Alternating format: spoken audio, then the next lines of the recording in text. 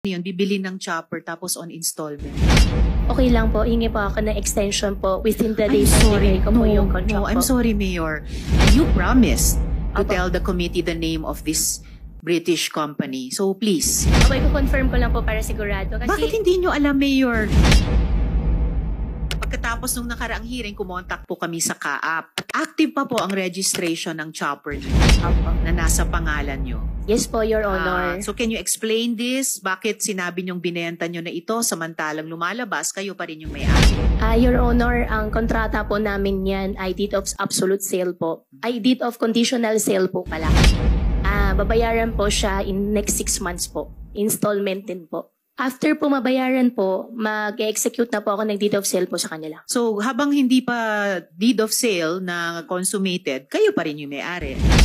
Hindi na po kasi nagbabayad po siya sa akin ng installment po na 6 months po. So sinong may-ari? Meron po isang British company po. Anong klaseng British company yun? Bibili ng chopper tapos on installment? Your Honor, provide ko na lang po yung details po na lahat po sa inyo para mas para mas ma-investigate nyo po na ano po.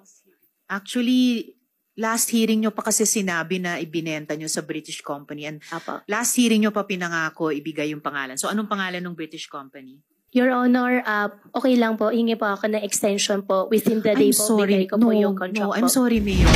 Binigyan Sige na po. po kayo ng ilang araw mula nung nakaraang hearing and you promised to Apo. tell the committee the name of this British company. So please. Apo, ngayon, ano yun Yes, po na po? opo. I need the answer now. Kasi dapat hindi ganitong kahirap magtanungan ng magkatrabaho sa gobyerno. Kung facts yan, dapat na ibibigay natin sa isa't isa. Apo. Hindi yung humingi kayo ng palugit noon, ibinigay naman ng chair. Ngayon, if-follow up ko, hihingi na naman kayo ng palugit. No, please, if there's any truth to that sale to a British company, ano po yung pangalan ng British company na yan? Opo, Your Honor. Iko-confirm ko lang po para sigurado po. Ko-confirm nyo yung pangalan?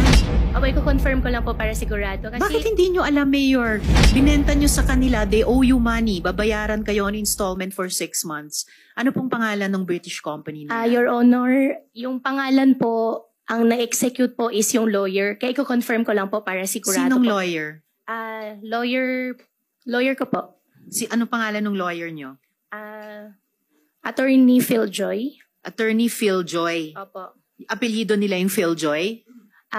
Phil Joy po, Baluyot po. Baluyot. Andito ba si Attorney Baluyot? Opo, wala po. Ang pangalan po ng company po, New Summit Industries Limited po. New Summit Industries Limited. Opo. Anong negosyo nitong New Summit Industries Limited? I believe po, ang negosyo din po nila is chopper din po. Chopper din. So, Opo. chopper ang negosyo nila pero bumili sila ng second-hand chopper sa inyo.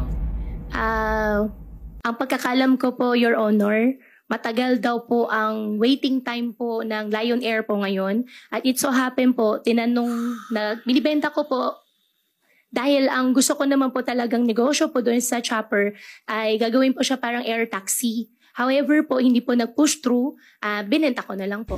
So, itong New Summit Industries Limited, nasa chopper business, pero hindi makabayad sa inyo ng cash. Magbabayad sa inyo on installment over 6 months. Yan po yung usapan po namin, Your Honor.